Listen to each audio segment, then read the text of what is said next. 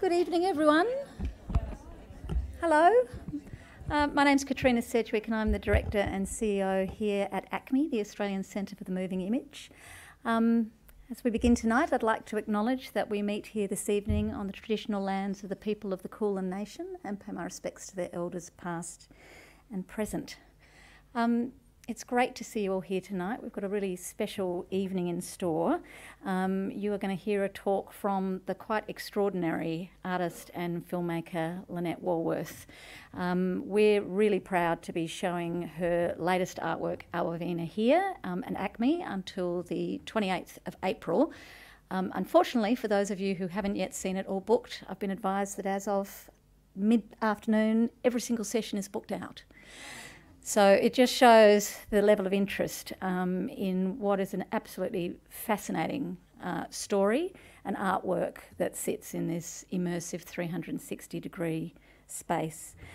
So Lynette is an Emmy-award winning practitioner, acclaimed all around the world for her extraordinary artwork, which is not only wonderful in and of itself, but I think what's so exciting about Lynette is the way that she harnesses new technology to tell really important stories that have a significant social impact for her collaborators, as you'll hear about in this particular talk tonight, and for the audiences that then get to engage and share the stories of the communities that she works with.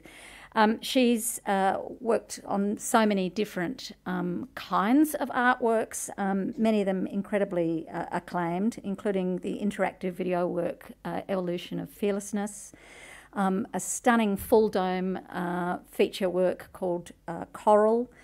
Some of you may have seen her first VR work that she created, Collisions, commissioned through Sundance New Frontiers program, which was exhibited here in 2016 for about 3 months, actually, and also for her film Tender, a multi-award-winning feature-length documentary, absolutely fascinating film.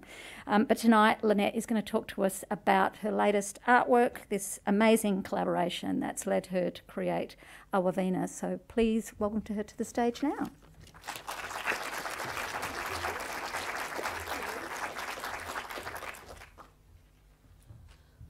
Okay, hi, nice to be in Melbourne.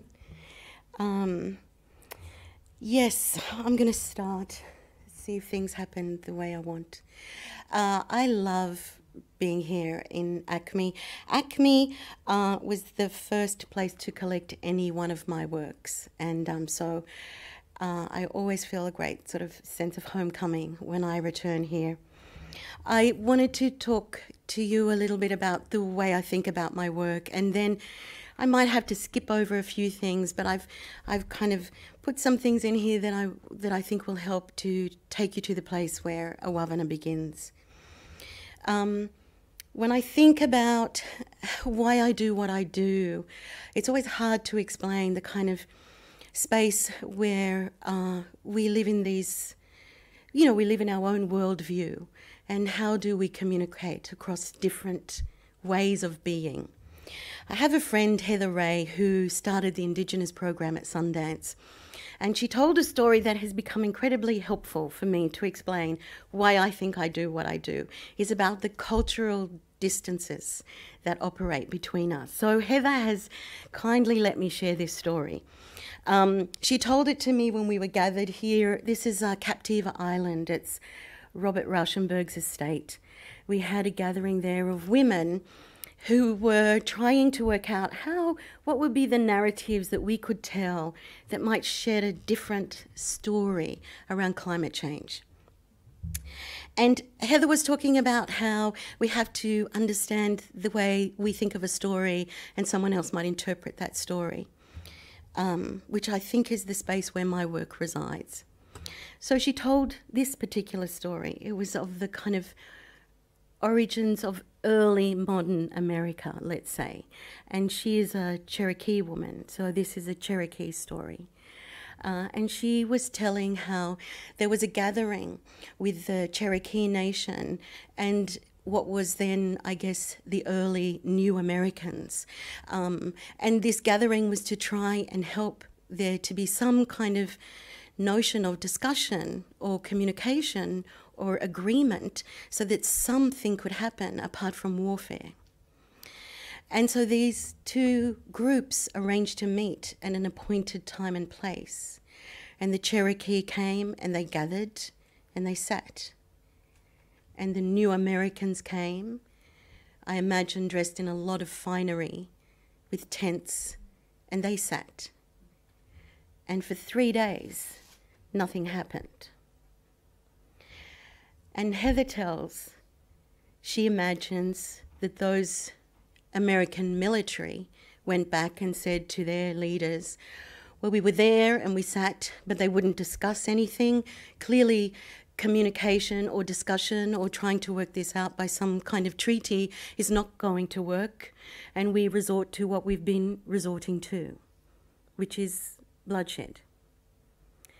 And the Cherokee went back and said, we went and we waited, but only half of their party ever turned up. So clearly we couldn't come to any discussion, any agreement, by which they meant that there were no women.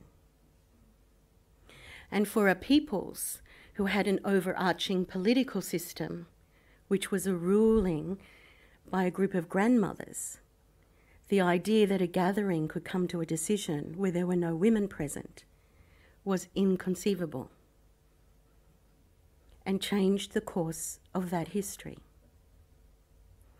And that is the place I find myself, I think, as a person who moves between worlds, probably because I don't fit comfortably into any of them. And therefore, possibly, I enter each of them with an openness that lets me then translate them for you. I have 3 favourite artworks that I often think about, look at, contemplate, because they have impacted my work hugely, just in how I think about it. This is the Chinese horse from the Lascaux caves. So this was painted 17,000 years ago. I think about it in terms of the struggle that it took to communicate something in this cave system. For those artists to travel inside a system of caves, to build scaffolding in almost complete darkness, to light their way with moss covered in oil, which they could then shed some light onto cave walls, and then to paint these hundreds and hundreds of glorious images of animals. The people who made these paintings were called the reindeer people. And there are reindeer bones on the cave floor.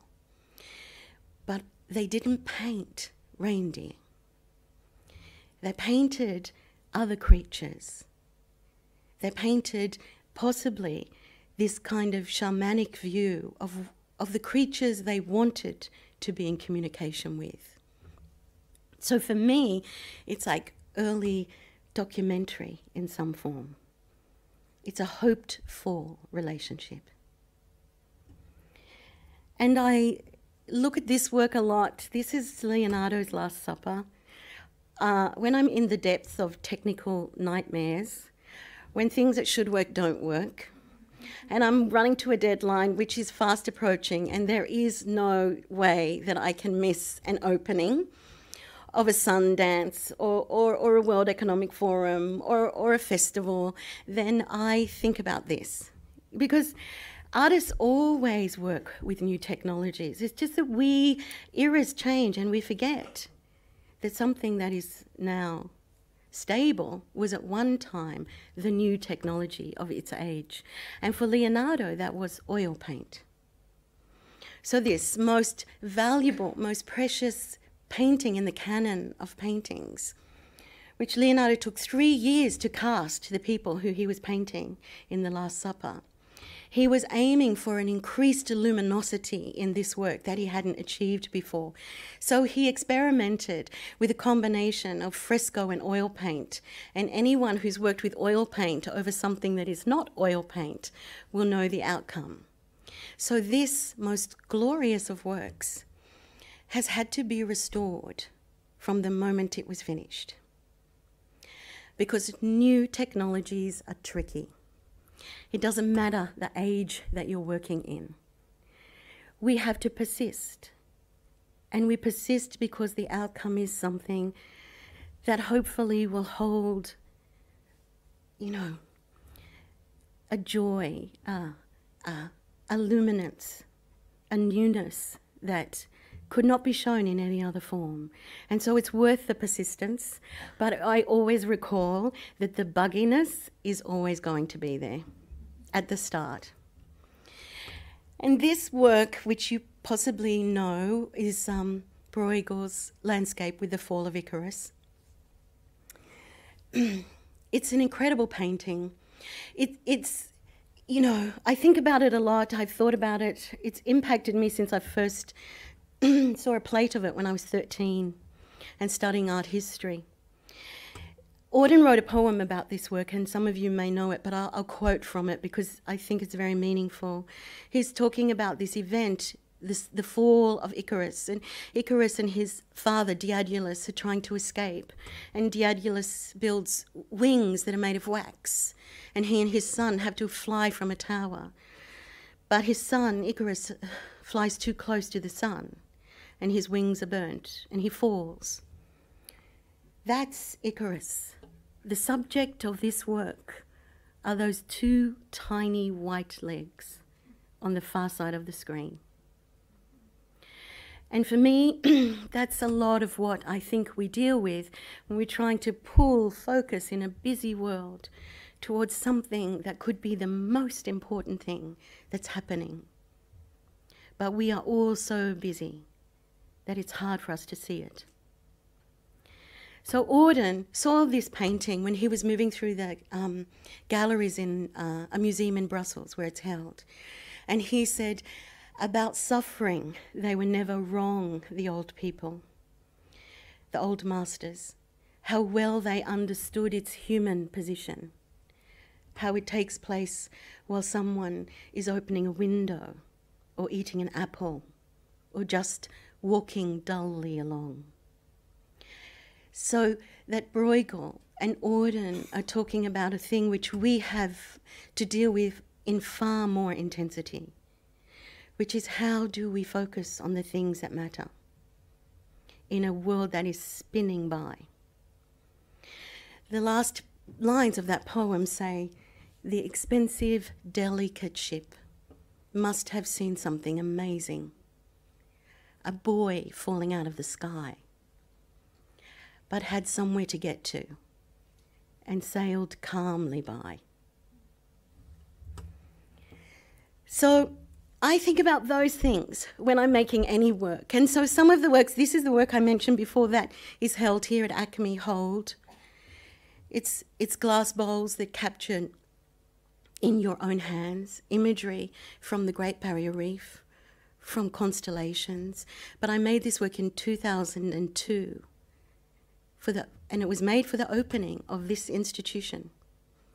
And at that time, I was working with scientists who were terrified about the loss of biodiversity on the Great Barrier Reef. And that's 17 years ago now.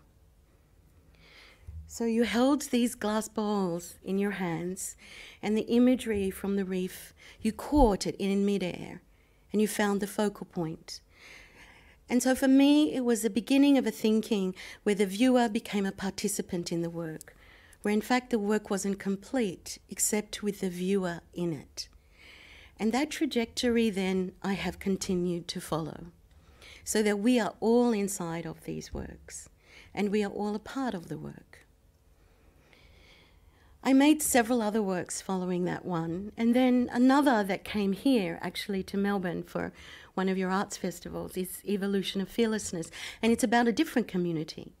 Not a coral reef, a community of women, of survivors, of refugees. I wanted to create a space of meeting that went from this, where we place our fears and anxieties on an unknown person, and just get to this, a moment of being face to face with someone, where the human interaction can override our suspicion, and we learn to trust what it means to look in someone else's eyes. So you entered a very dark room and there was a book that told you a little about each of these women's lives. And then you just went to a small doorway, placed your hand on a screen, and you could experience one of these women, the video of her, where she would come and stand opposite you and place her hand on your hand. So I'll just show you now how that worked. This is Ayan, this is Rita. And outside I think is Shafika. Shafika. How are you? Good? You want me to show you the work? Finally? You're here. This is Jenny. Hi. What? Oh, just Shafika. Great. It's been a long time coming. Okay, so you should come and have a look. I'll go and show Ayan and Lorna. Ayan is a Dinka woman. Sudan was at war before she was born. Her earliest memory is of being dragged across the river to escape soldiers, and her cousin was screaming, so the uncle put a cloth into her cousin's Ayan, mouth. though she was small, already knew how to stay silent in pain. When Ayan was older, soldiers came and attacked the school. On one long bunk next to her mother and grandmother. Sometimes people urinated or defecated on them from the bunk above. Without proper food, Eva didn't grow. Occasionally, they found field rats to eat. It feels real. Yes. Each of them strong in a different way.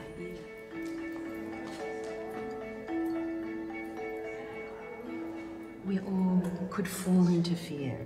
I think we need to know there's a place beyond terror, which is this place of strength. And there's not many people who can show us. So in the end, I filmed 11 women who had lived beyond the state of fear. Women who fear had not crushed. And most of them are political refugees, and they've come from Afghanistan and Eritrea, Iraq, El Salvador. One was in Dachau, one's a child Holocaust survivor from Vienna.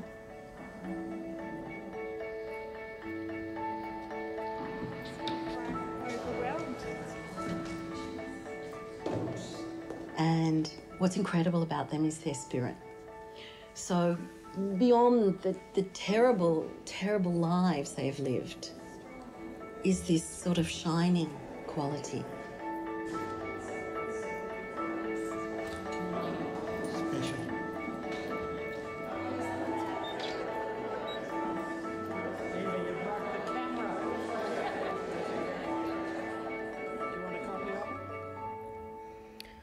So I love the intimacy of that work, and I think it taught me how to think in 360 and to create something that would enable the participant to feel the work responding to you. I returned to the coral theme and I made this larger version of those bowls. I upturned them and made them huge and showed them in planetariums around the world. I released this work in line with an astronomical event. I'm not going to show you the video of it because I feel like I want to get to Awavena. So I'm going to push through some of this. But I have worked with the same scientist who concentrates on fluorescence in the natural world. Her name is Dr. Anya Salih. This is the area of work that she does. And I went to see Anya when I was making that bowls work in 2001, and we continued to work together to this day. So if you see Awavena and you will see the fluorescent species in that work, Anya came to the Amazon with me, and she found species in the forest that could fluoresce. So Katrina talked about Tender, the documentary I made, and that again is a different community. It's a community of people south of Sydney who were struggling with the cost of funerals. And they decided that if they came together, they could perhaps learn how to do funerals themselves. And I like to talk about Tender because it was an idea that was a wonderful idea. There was not much preventing this little group starting a not-for-profit funeral company, except for money. And so they held workshops and I filmed the whole process and said, you know what, if we do this, there'll be a document that exists at the end that possibly means you will get the funding you need and others can copy you. Others can follow in your footsteps. So I'll show you a little clip of the community holding a workshop where they're trying to learn how they might go about running their own funerals. My young woman died of an ectopic pregnancy. She had an autopsy. And then I went and picked her up in the back of the car, not in a coffin, on this board, just like that. And then we're bringing her home to the house where she died. This is her husband. And this is her mother, who's come from Germany. And they've been trying to have a baby for 12 years. And the mother said, I said, you know, we can do all this. She said, I'm afraid. I said, if you trust me, I will get you there. So all the women came and the relatives. What I did with the mother was we took a corner of this each, the sheet, and I said, okay, when you're ready, let's pull it back together. So we didn't just do it all in one go. We just went step by step. And so this is, we're to here.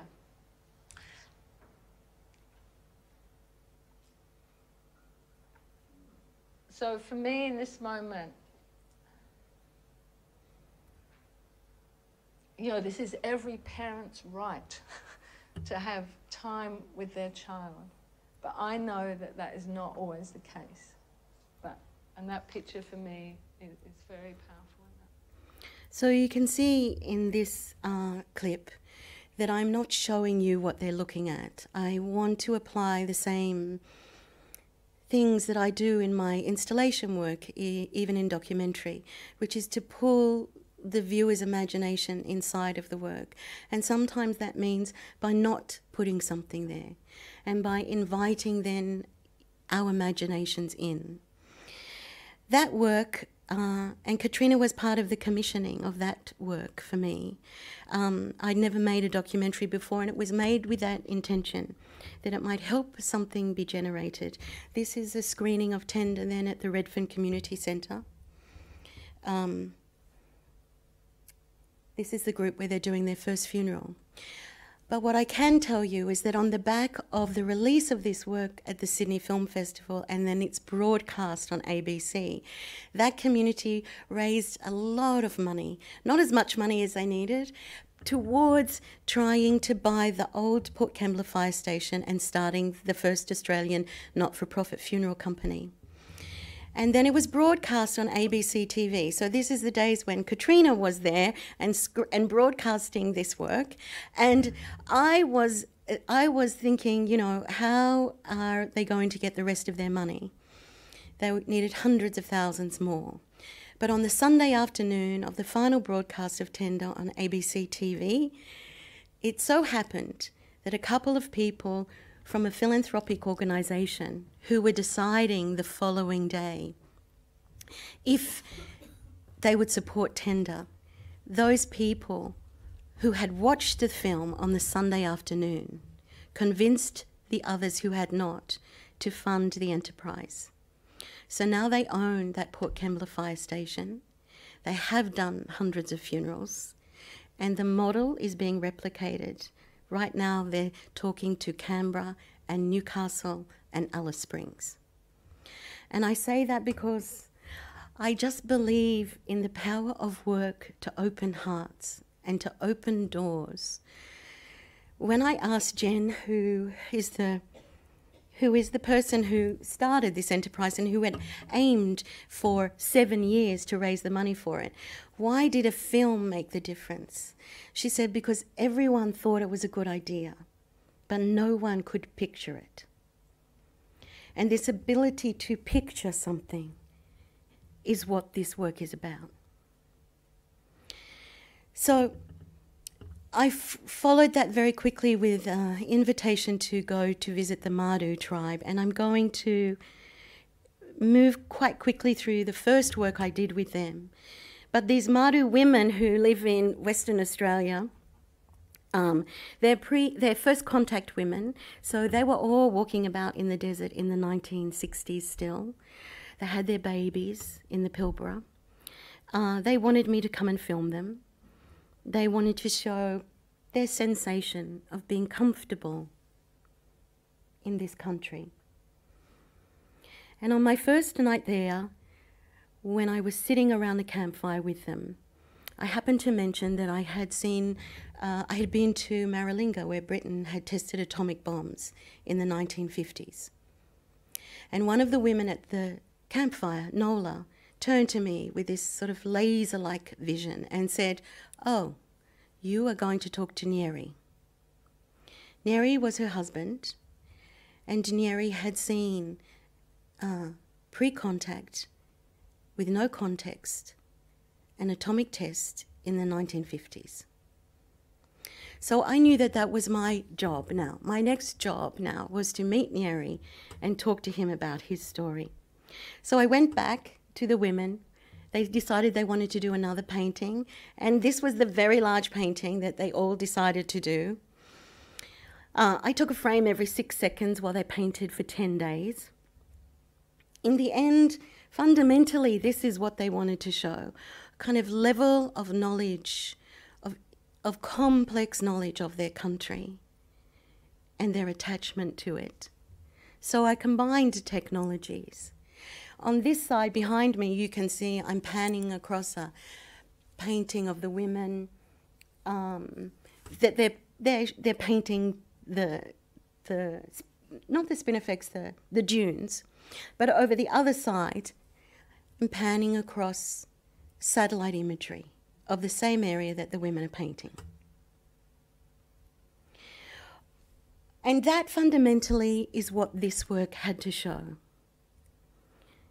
When it was taken into the gallery, the women had to farewell the painting because the tendrils of the country still existed, still held to that canvas.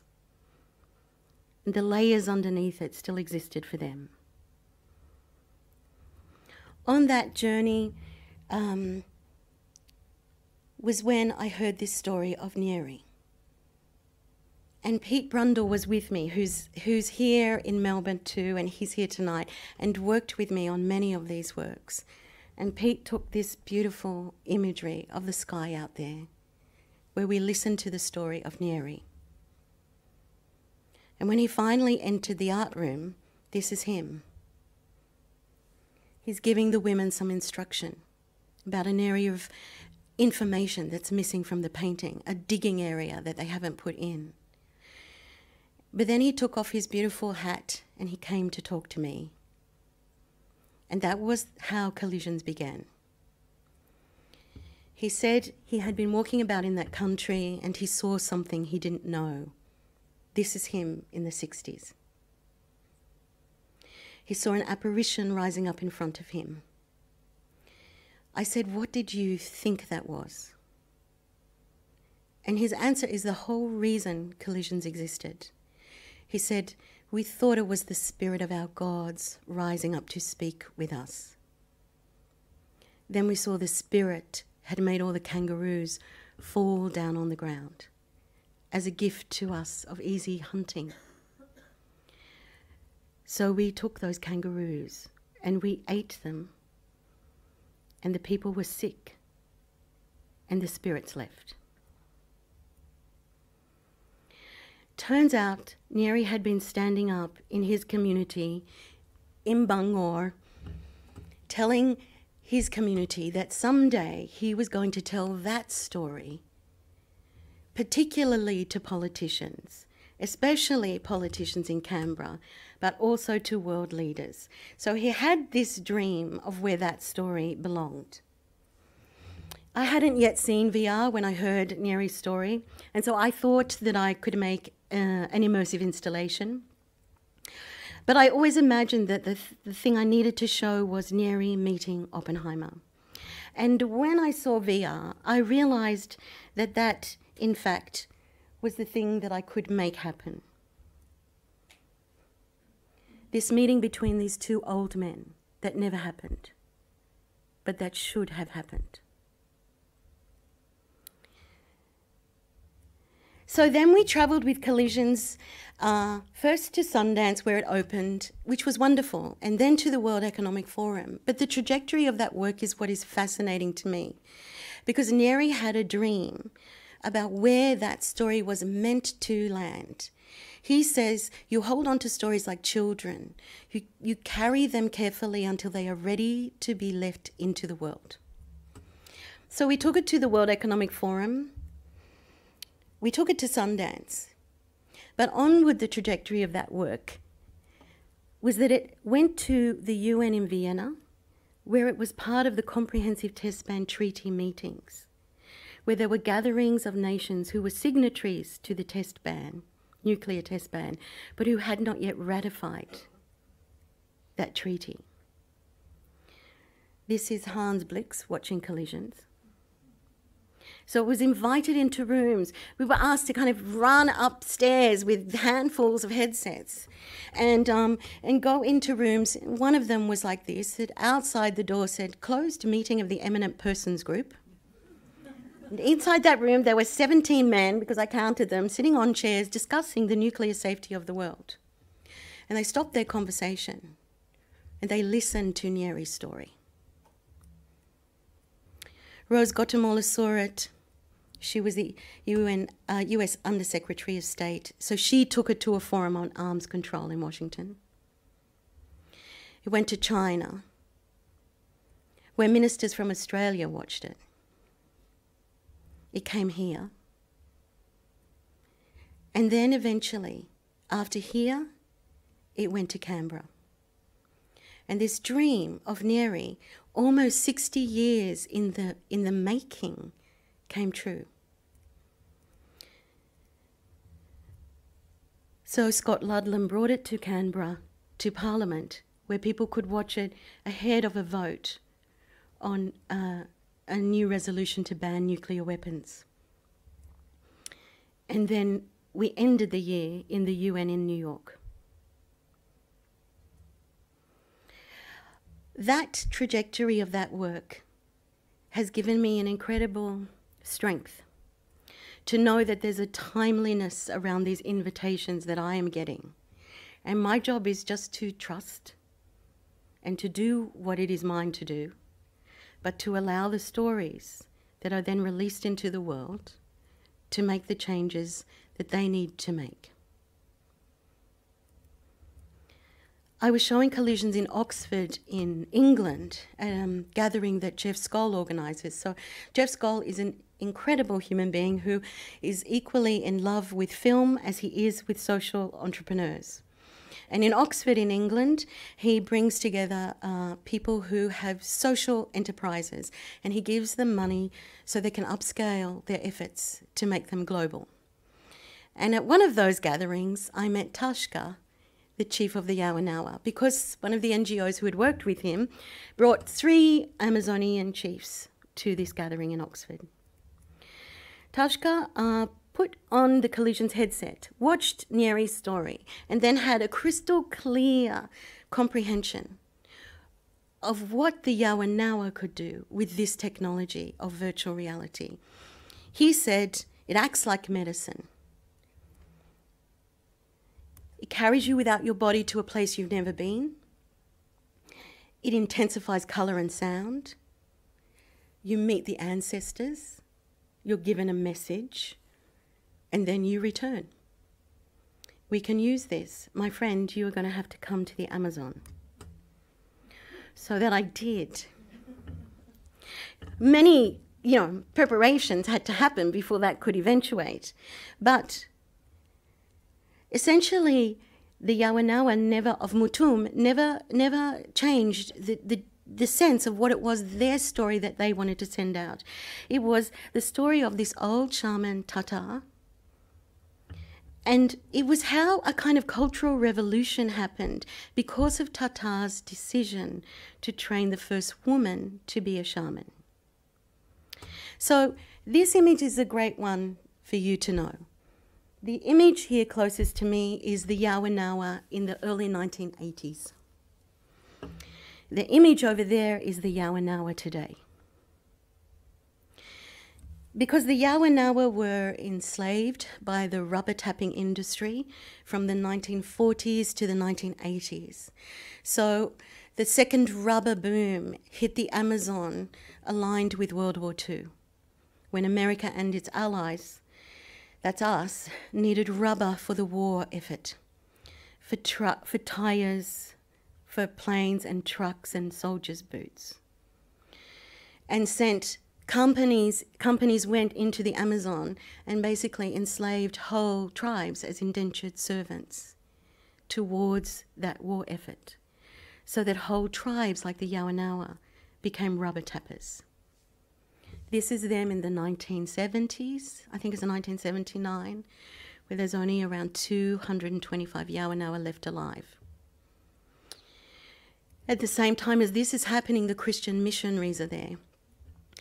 So, and that's preventing the Yawanawa from speaking their language and carrying out their rituals. So you've got this incredible, as we know, terrible, predictable loss of culture. And you also have this flattening of the sense of my purpose in my life. And rising up at this moment was a small girl called Hushahu, who believed her destiny was to become a shaman. This is her with her sister, Putani. So Hushahu, and this is the story of Awavena, Hushahu had to convince that wise old man to change an eons-long tradition and allow her to train to become a shaman. And they didn't know whether she would survive the training. Not only did women not train to be shamans, women were not allowed to drink the ayahuasca, or in Yawanawa language, uni. Women were not allowed to drink the uni, they were not allowed to participate in the ceremony. And so they didn't know if Hushahu would survive what was for her 15 months of training, taking every active agent that the Yawanawa know. But when she began to take the medicines, she started to hear songs and see visions. And she would return and she would sing those songs to Tata. And he would say, oh, that's the anaconda song that we had lost. That's the frog song we've been missing. When the songs returned, so did the patterns that went with them.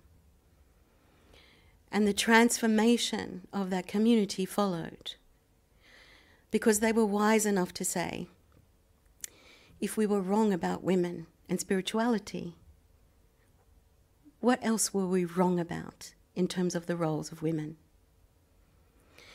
And they shifted their traditions. So now in Yawanawa society, there are in their 7 communities, there are 7 male chiefs and 7 female chiefs.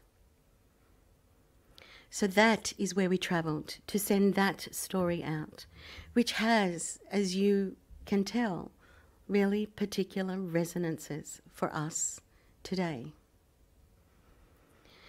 We took in 3 canoe loads worth of equipment. One of the most important pieces of equipment was this portable LiDAR scanner called a PX80. There were only 3 of them in the US at the time, and we carried one of them on a canoe into the Amazon. But it was so fantastic because it captured data from the forest that was absolutely accurate but could be completely ethereal, which is exactly what was needed. Because the goal of this work was very clear. I asked, what does this vision have to show? That there's the message, there's the story, and it has to be shared to us in a vision state. What does the vision have to show? And they said, first, it has to show that the forest is aware of you. And second, it has to show you that everything is alive. And in VR, I can do something like that. We can use head tracking in the headsets so that it knows where you are looking, and those points from the point cloud data from the forest can move towards you and can suggest to you that they are aware of you looking at them. We can use breath to disturb those particles and give an understanding of the connectedness of my breath on a huge forest.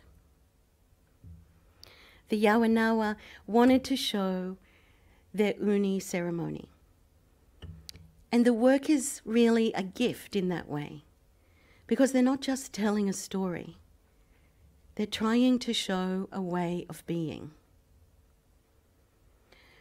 For myself, I think we have these technologies that we have mastered, and they lead us in a particular direction.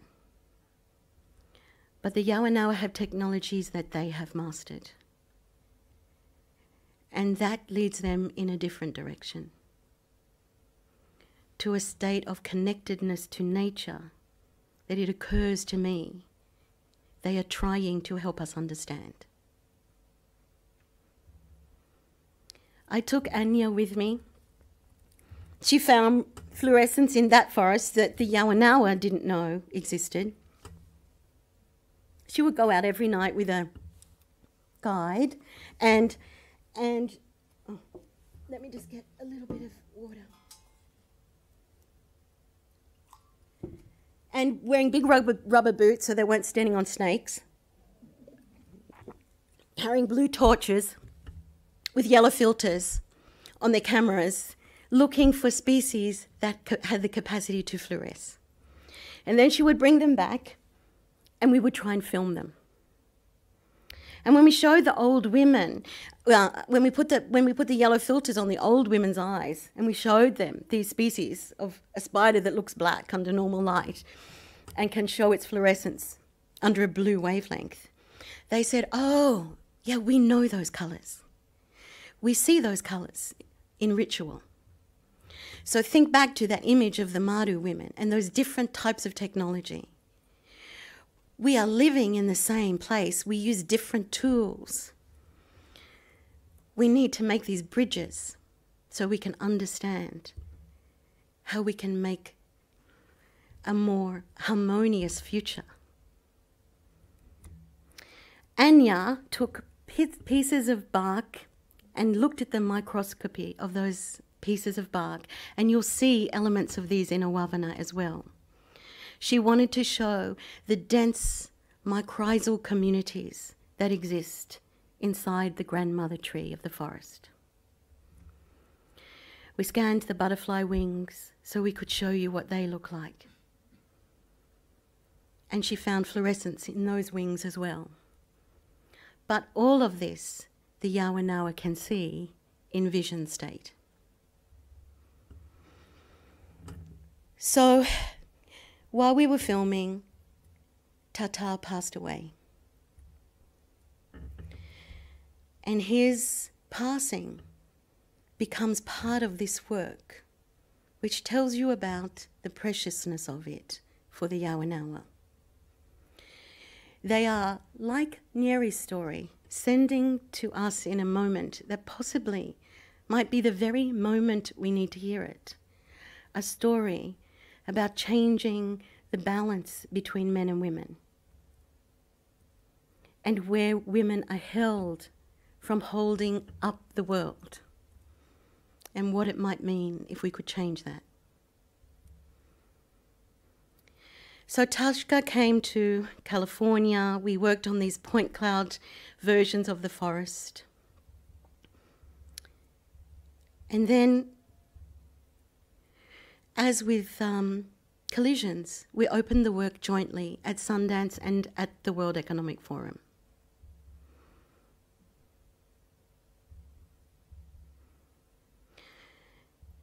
At Sundance, it's wonderful. It's a beautiful festival, and I have an incredible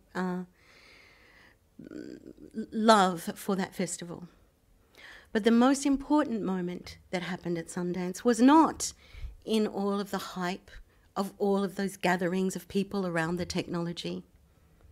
It was actually this moment when the water protectors who were fighting against the Dakota pipeline and a lot of their supporters asked Tashka and Tushahu to come and speak to them in a whiskey bar at 10 o'clock on Main Street, Park City.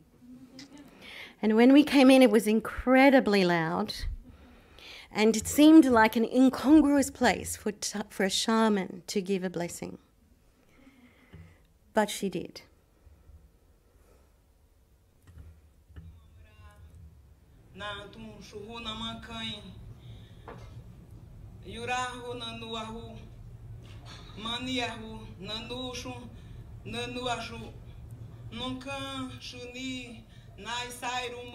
She said, I'm calling on the gods of these cold mountains.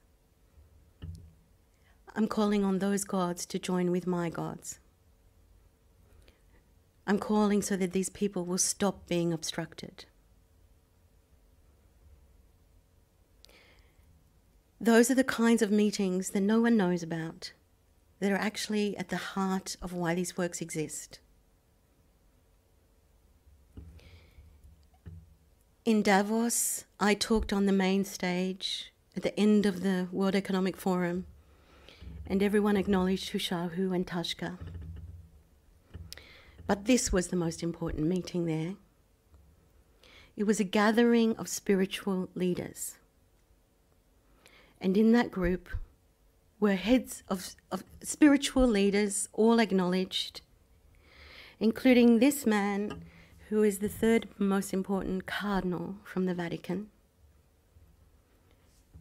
who is handing Tushahu a candle, acknowledging her as a spiritual leader in her own right, from her culture.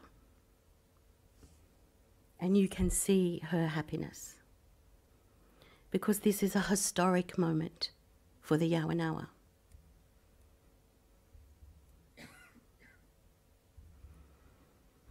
We travelled to Venice, which was beautiful, and that festival was inspiring.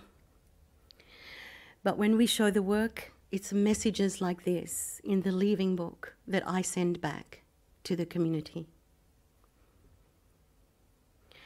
There's a purpose, I think, in these Indigenous communities who live very remotely, who are inviting these technologies in order to send something out, a translation back to us. And sometimes I'm more aware of it than others, like in a conversation where I realize I've said something very stupid because I'm missing an understanding and it needs to be explained to me. One of those moments happened when we were preparing for the shoot for our Awavena. And I was talking then about Tata. I was saying to Tashka, what will it be like for Tata when he has to address a camera instead of a person? Because will he feel okay sending a message out to us in the West? Because the camera's in the forest, and it will be strange for him, won't it? It'll be odd for him because he's used to just dealing with whoever is there.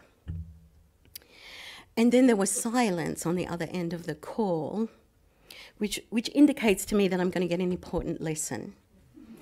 And I would just wait. And then Tashka politely and kindly said, after a very significant pause, Lynette, when Tata prays in ceremony, he prays for the person in front of him. Then he prays for the community. Then he prays for the forest. Then he prays for you. He's always been praying for all of you. Maybe you didn't know it. He prays for the holy world.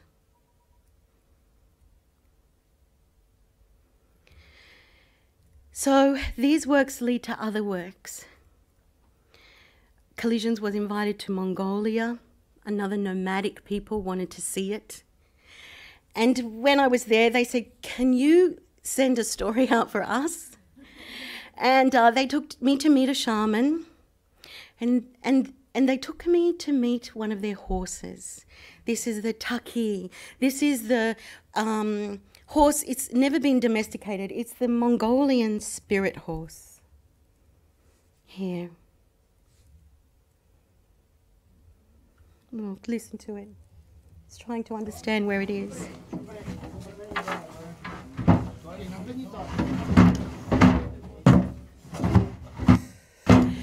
These horses became extinct in the wild in Mongolia. They've never been domesticated.